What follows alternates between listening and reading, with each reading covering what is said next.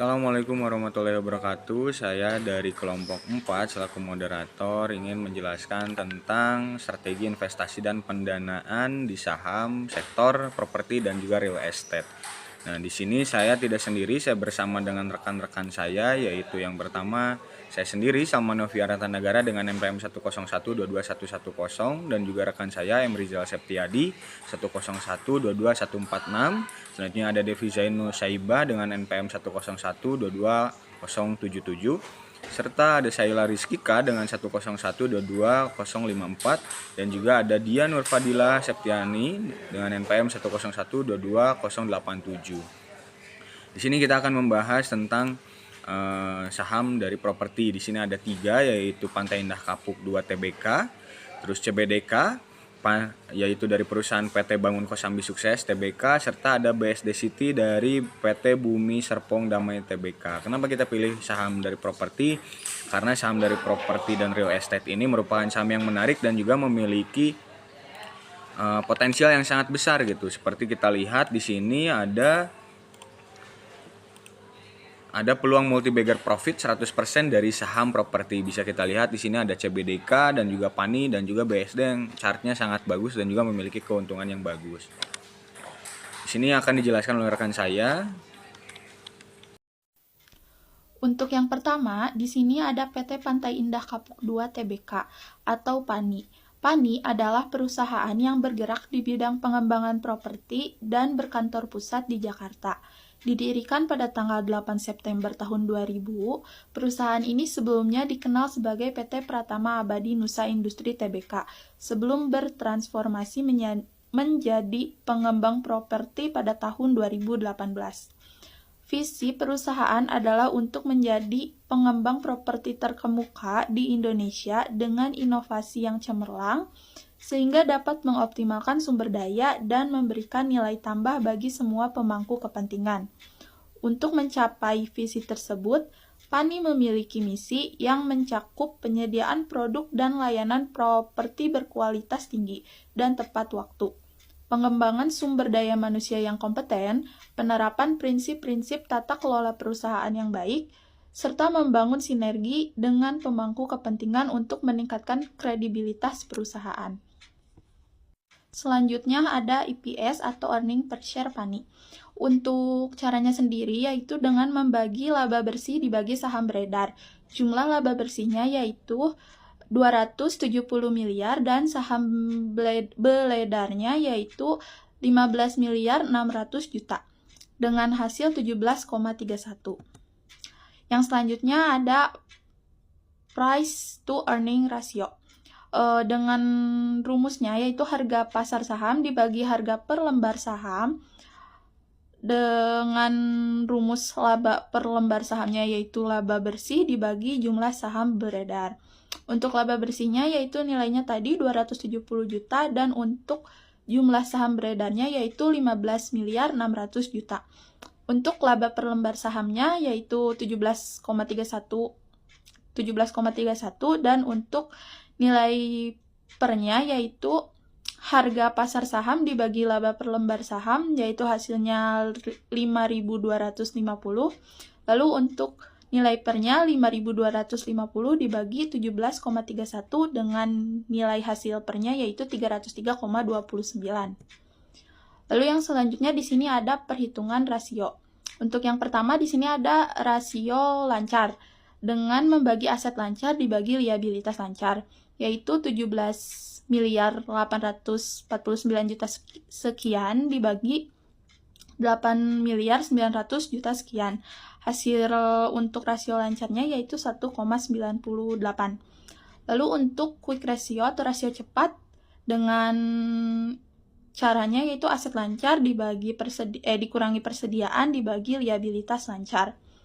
Untuk quick ratio hasilnya yaitu 0,42, lalu ada rasio aktivitas yang terdiri dari TATO atau Total Asset Turnover dan FATO. Untuk TATO itu nilai hasilnya yaitu 0,06, untuk FATO 0,13. Lalu yang selanjutnya ada DAR atau Debt to Asset Ratio dengan cara total utang dibagi total aset dan hasilnya yaitu 0,43. Lalu yang selanjutnya yaitu ada rasio profitabilitas. Ada GPM atau gross profit margin dengan membagi laba kotor dibagi pendapatan. Hasilnya yaitu 0,49 atau dalam persen yaitu 49%. Dan selanjutnya ada OPM atau operating profit margin dengan membagi laba usaha dibagi penjualan. Hasilnya yaitu sebanyak 0,34 atau 34%. Yang selanjutnya ada net profit margin atau NPM, yaitu dengan membagi laba bersih dibagi penjualan. Juga hasilnya yaitu 0,36 atau 36%. Sekian presentasi dari saya. Untuk yang selanjutnya akan dilanjutkan oleh Kali ini saya akan membahas mengenai PT Bangun Kosambi Sukses atau CBDK, yang mana perusahaan ini bergerak di bidang real estate dan properti, didirikan pada tahun 2000 dan berkedudukan di Tangerang, Banten. Salah satu proyek unggulannya yaitu pengembangan kawasan Pantai Indah Kapuk 2 yang merupakan hasil kolaborasi antara Agung Sedayu dan Grup Salim. Nah, kemudian ada perhitungan earning per share dari CBDK ini, yang mana earning per share-nya didapatkan 1,44. Kemudian ada price to earning ratio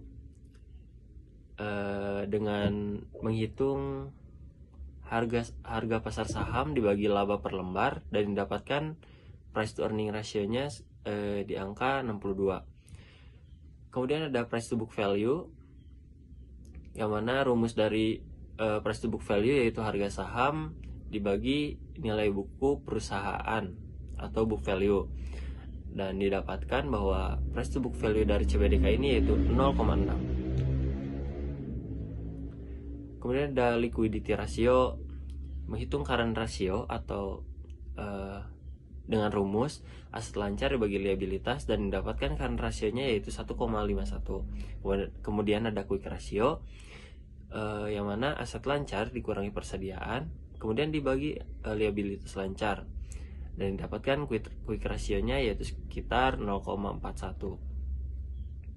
Nah, kemudian ada activity ratio, yang mana menghitung total aset turnover dengan cara penjualan dibagi total aset dan mendapatkan tatonya atau total aset turnover di sekitar 0,107. Kemudian ada fixed asset turnover, yang mana penjualan dibagi total fixed asset dan didapatkan total dari fatonya yaitu 0,26.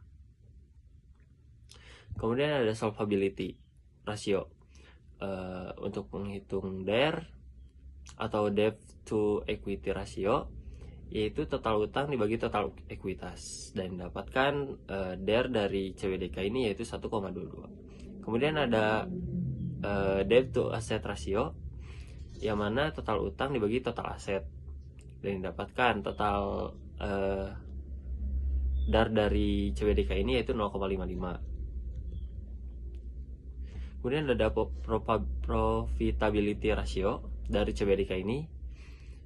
Yang pertama itu gross profit margin atau GPM, dan dihitung dengan cara laba kotor dibagi pendapatan dan didapatkan GPM dari CBDK ini yaitu sekitar 50,5%. Kemudian ada NPM atau net profit margin. Cara menghitung dari net profit margin ini yaitu laba bersih dibagi penjualan dan didapatkan NPM atau net profit margin dari CBDK ini yaitu sekitar 41,2%. Kemudian ada OPM atau operating profit margin, yang mana cara menghitungnya yaitu laba perusahaan dibagi penjualan dan didapatkan OPM dari CBDK ini yaitu di kisaran 42,9%. Kemudian ada profitability ratio yang kedua, yaitu menghitung ROA dan ROE atau return on asset dan return on equity. Return on asset, cara menghitung return on asset yaitu laba setelah pajak dibagi total aset, yang mana didapatkan ROA dari CBDK ini di kisaran 4%. Kemudian ROE atau return on equity dihitung dengan cara laba setelah pajak dibagi total ekuitas. Yang mana ROE dari CBDK ini yaitu di kisaran 10,4%. Selanjutnya yaitu PT Bumi Serpong Damai Tbk yang biasa disebut dengan BSD. Nah, perusahaan ini yaitu perusahaan pengembangan properti terkemuka di Indonesia yang didirikan pada tahun 1984, tepatnya pada tanggal 16 Januari. Sebagai bagian dari Sinarmas Land, BSD ini dikenal melalui proyek utamanya yaitu BSD City, yang merupakan salah satu pengembangan kota mandiri terbesar di Indonesia, menggabungkan antara area perumahan, bisnis, dan komersial. Untuk rumusnya sendiri, EPS itu adalah earning after tax dibagi saham beredar. EPS untuk BSD sendiri di sini ada di kisaran 91,76. Lalu kemudian ada price to earning ratio atau PER. Di sini rumusnya harga pasar saham dibagi laba per lembar saham dan menunjukkan angka 10,57 untuk BSD. Baik, selanjutnya adalah perhitungan rasio BSD. Yang pertama yaitu rasio lancar dengan rumus aset lancar dibagi liabilitas lancar berada di angka 9,14. Lalu yang kedua yaitu rasio cepat, di mana aset lancar dikurang persediaan dibagi liabilitas lancar berada di angka 4,69. Dan untuk yang ketiga yaitu TATO, rumusnya adalah penjualan dibagi total aset perhitungan yang berada di angka 0,17. Yang keempat adalah FATO, di mana penjualan dibagi aset tetap yang ada di angka 21,70. Yang kelima adalah DER, di mana total hutang dibagi total ekuitas yang berada di angka 0,29. Yang keenam yaitu adalah DAR, di mana total utang dibagi total aset yang berada di angka 0,18. Yang ketujuh yaitu GPM, di mana laba kotor dibagi dengan pendapatan. Di sini BSD sendiri memiliki 0,56 atau 56%. Nah, yang kedelapan ini yaitu OPM, yaitu laba usaha dibagi penjualan. BSD memiliki nilai 0,25 atau 25%. Dan untuk NPM-nya laba bersih dibagi penjualan ada di 0,17 atau 17%. Selanjutnya ada ROA, yaitu laba setelah pajak dibagi total aset yang berada di angka 2,9%. Yang ke-11 yaitu ROE, yaitu laba setelah pajak dibagi total ekuitas yang berada di angka 4,7%. Selanjutnya adalah PBV, di mana harga pasar saham dibagi nilai buku per lembar saham. Karena kita mencari nilai buku per lembar sahamnya terlebih dahulu, untuk mencarinya yaitu total ekuitas dibagi jumlah saham beredar. Ketika sudah ditemukan, kita langsung bagi saja, dan hasilnya di sini untuk BSD yaitu 0,50. Selanjutnya ada hasil analisis, yaitu yang pertama earning per share BSDE memiliki EPS tertinggi yaitu 91,76, diikuti oleh PANI yaitu 17,31, dan terendah adalah CBDK 1,44. Earning per share yang tinggi umumnya menunjukkan kinerja perusahaan yang lebih baik dalam menghasilkan keuntungan bagi pemegang saham. Lalu ada price to earning ratio. PANI memiliki PER tertinggi yaitu 303,29, jauh di atas CBDK yaitu 62 dan BSDE 10,57. PER yang tinggi bisa mengindikasikan bahwa harga saham perusahaan dinilai terlalu mahal dibandingkan dengan laba per sahamnya. Lalu harga saham BSDE adalah yang terendah yaitu Rp970, diikuti oleh PANI yaitu Rp5.250 dan CBDK yaitu Rp8.750. Harga saham tidak secara langsung mencerminkan kinerja perusahaan, tetapi lebih pada persepsi pasar terhadap nilai perusahaan. Lalu ada kesimpulan dari semua analisis tadi. Yang pertama itu BSD ini terlihat lebih menarik atau paling menarik berdasarkan EPS dan PER-nya. BSDR tertinggi menunjukkan profitabilitas yang baik, dan price earning ratio BSDE terendah mengindikasikan bahwa saham ini mungkin under value atau dinilai lebih murah dibandingkan dengan labanya.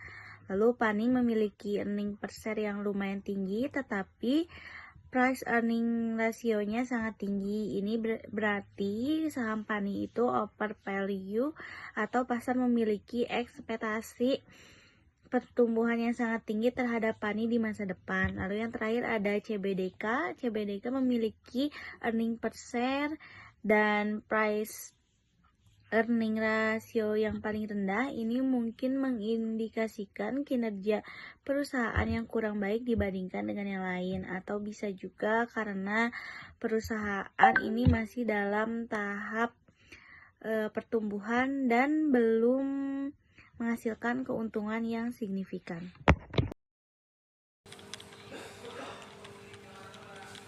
Nah itu dia dari kelompok kami, dari hasil kesimpulan bahwa di sini adalah perhitungan data analisis yang kita buat, dan juga ini bukan ajakan menjual ataupun membeli.